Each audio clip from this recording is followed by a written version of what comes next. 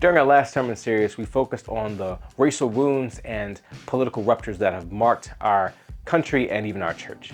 We took time to also diagnose some of our common divisions. But there remains a need for a positive vision of what Jesus is calling us into. In other words, if our world and even our church is marked by brokenness, what is the type of community that God desires to build? Put differently, what is the type of kingdom that Jesus is building? So our new sermon series is entitled Kingdom Come, a reference to the Lord's Prayer, where Jesus encourages his followers to pray that God's kingdom will come on earth as it is in heaven. In this sermon series, we will focus on Jesus' teachings about the kingdom of God in the Gospel of Matthew, and in particular, we'll focus on a lot of the parables of the kingdom. So what is the type of kingdom that God is calling us into? How do we embody the values and practices and even the rhythms of God's kingdom?